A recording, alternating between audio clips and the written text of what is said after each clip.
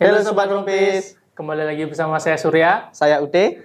Oke hari ini kita akan kembali sharing kepada masyarakat sekarang tentang nyeri yang paling sering juga pada lutut yang disebut dengan iliotibial band syndrome.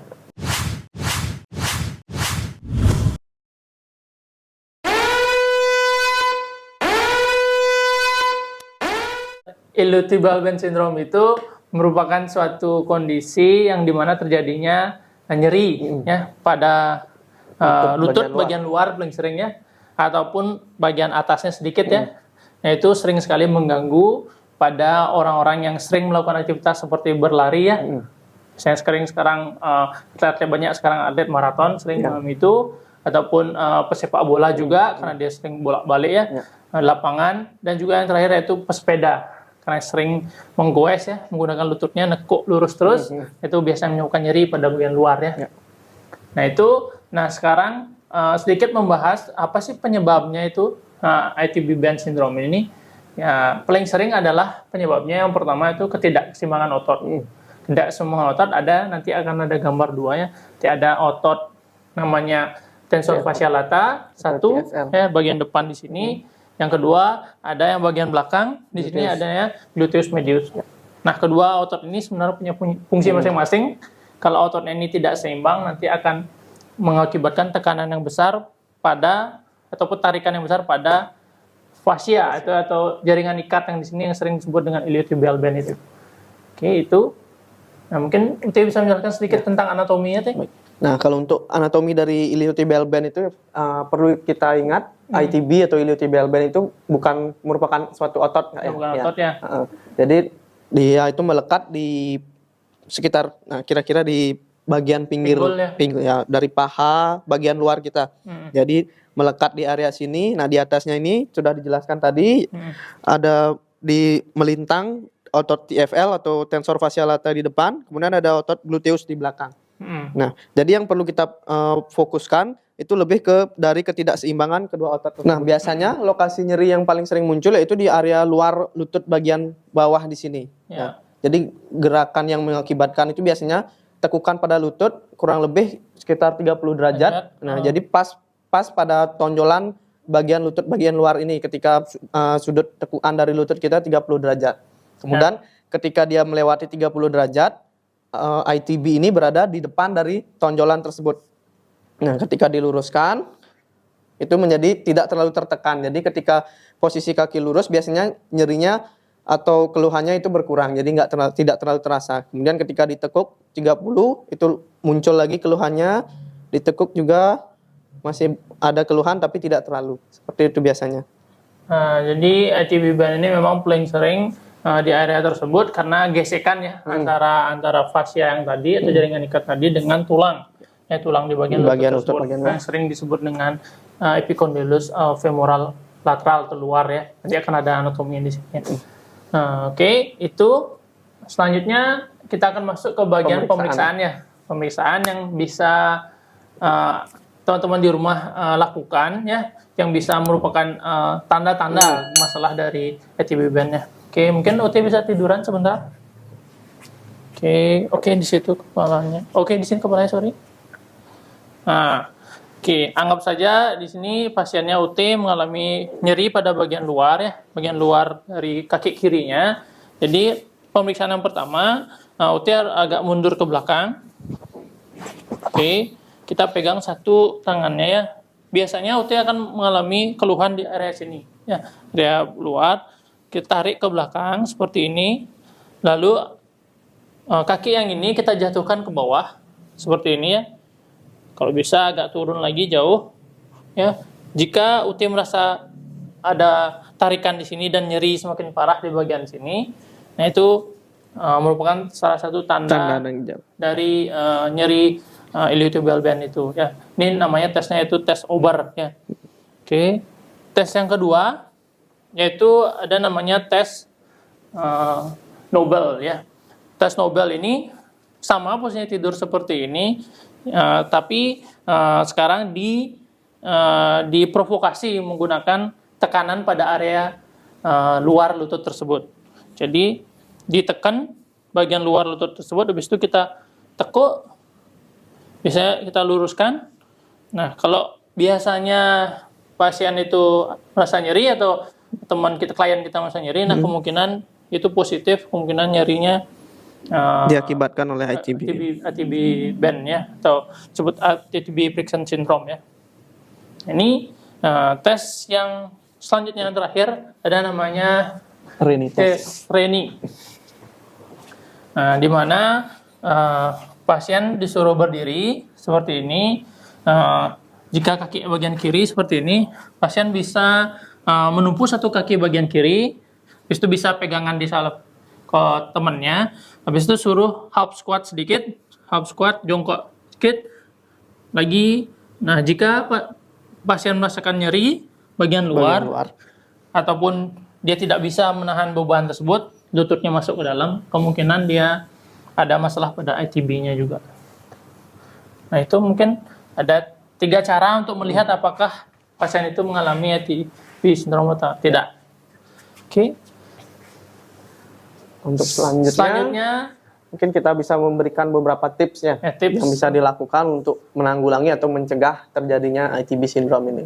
Nah, seperti tadi dijelaskan, jadi penyebab dari ITB itu sebagian besar diakibatkan oleh ketidakseimbangan antara kinerja otot dari TFL dan gluteus maximus. Nah, biasanya TFL kita terlalu tegang karena kita terlalu banyak duduk, sehingga terjadi pemendekan di TFL otot kita, sedangkan di otot gluteus kita menjadi tegang atau karena ketekan dan menjadi melemah. Sehingga yang perlu kita lakukan yaitu melemaskan atau mengulur dari TFL ini, kemudian menguatkan dari otot gluteus kita.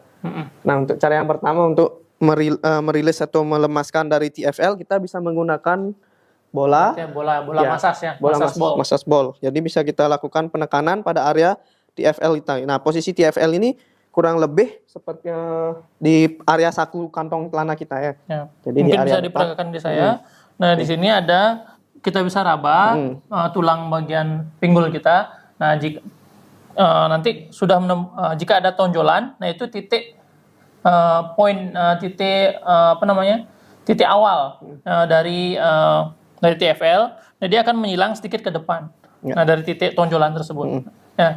Taruh bolanya di depannya. Kemudian bisa kita lakukan penekanan seperti ini, ditekan, kemudian digerakkan secara perlahan sesuai toleransi kita ya.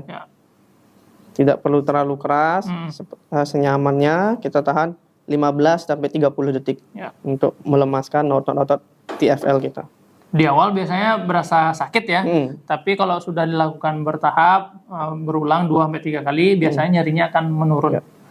Nyeri ototnya itu ya. Atau bisa juga kita lakukan dengan posisi tiduran. Jadi posisikan bola di bawah, kemudian kita cari posisi dari TFL kita, kemudian tekan di area tersebut sama.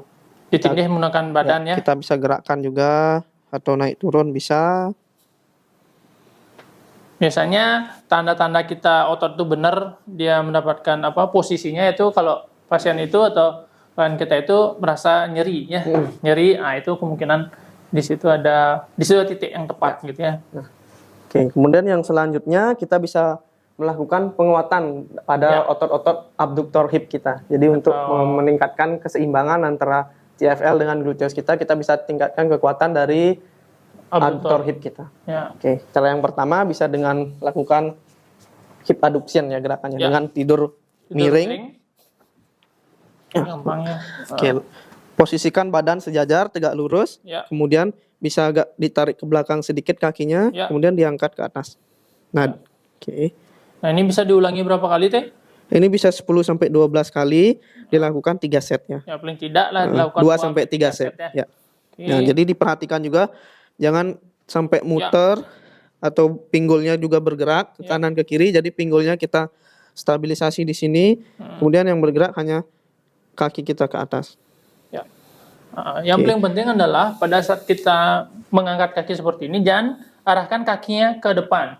Jadi kalau ke depan itu akan malah memicu otot yang lawannya, yang tadi yang kaku tersebut. Jadi kakinya dibawa ke belakang. Ya, pastikan ke belakang, ditarik naik, tegak lurus, naik turun seperti ini ya.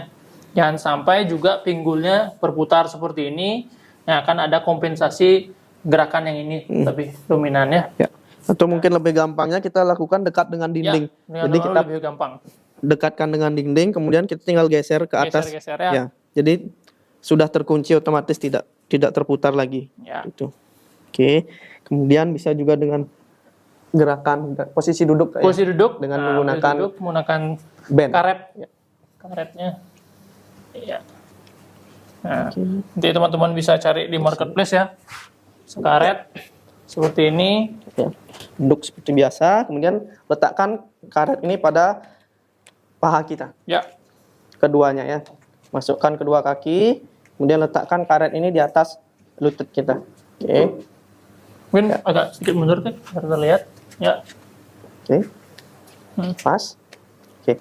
Nah, nanti gerakannya buka paha kita ya. Ya, buka seperti ini ya. Nah, di sini kalau pasien tersebut mengalami berat tarikannya, memang betul artinya dia ada kelemahan pada otot tersebut. Nah, ini nggak apa-apa, dilakukan aja ya 5-10 kali ya.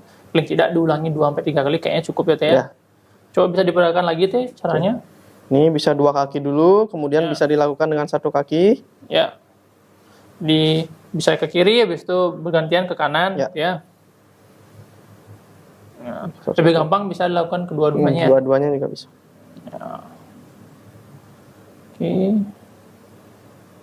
Nanti bisa dilakukan dengan beberapa variasi juga. Bisa menggunakan badannya agak sedikit membungkuk. Nah, lalu baru ditarik lagi keluar. Nah, ini bebannya akan lebih berat sebenarnya pada otot ini. Ini bisa dilakukan setelah mengalami progres lah ya. Sudah lebih membaik ya. Kondisinya lebih membaik bisa. Ataupun agak miring ke belakang seperti ini ya. Boleh sandaran sedikit dengan tangan, habis itu lagi tarik ke belakang. Ini dirubah sudut-sudut pinggang gitu ya. Oke, latihan yang terakhir yaitu bridging ya. Bridging Jadi dengan posisi tidur terlentang seperti ini. Tidur terlentang, kemudian tekuk lutut kita sekitar 90 derajat kurang lebih ya. Buka selebar bahu sedikit ya. Ya, ini mungkin bisa patokannya lutut kita sendiri ya. Jadi pas dibuka sejajar dengan lutut, kemudian dibuka, yang satunya tinggal mengikuti saja. Ya. Oke. Selanjutnya, kemudian kencangkan perut kita, tapi nafas kita jangan ditahan, nafas kita normal, tapi perut kita kencangkan, kemudian pinggang kita diangkat ke atas. Ya. Diangkat. Oke. Nah, perlu ditahan ini deh gerakannya. Bisa ditahan 10 detik dulu, kemudian naik turun. Ya. Nah, ini bisa diulangi berapa kali, Teh? Ini bisa 10-12 kali, sama juga 2-3 setnya. Sama ya, tergantung toleransi kita. Ya. Bisa juga divariasikan dari 2 kaki ke 1 kaki. Ya, 1 kaki ini bisa dilakukan jika teman-teman di rumah sudah nyerinya sudah terkontrol. Nyerinya terkontrol ataupun kekuatan ototnya membaik ya. Oke, mungkin itu aja Teh ya. 3 latihan yang bisa dilakukan di rumah untuk membantu keluhan yang dialami. Ya, semoga tips kali ini untuk kondisi ITB band syndrome ini membantu teman-teman di rumah ya, supaya bisa berolahraga kembali ya dengan sehat ya. Mungkin itu aja kali ini ya. Semoga bermanfaat untuk teman-teman. Jangan lupa follow akun sosial media kita, ada di mana Teh? Ada di IG, ada di Facebook, ada di TikTok, ada di YouTube ya di sini. Kita akan sharing ya setiap minggu untuk mengedukasi teman-teman di rumah. Pastikan untuk subscribe, like, dan tonton video-video kita selanjutnya. Oke, mungkin itu aja. Bergerak selagi bisa. Sebisa mungkin bergerak. Bye-bye.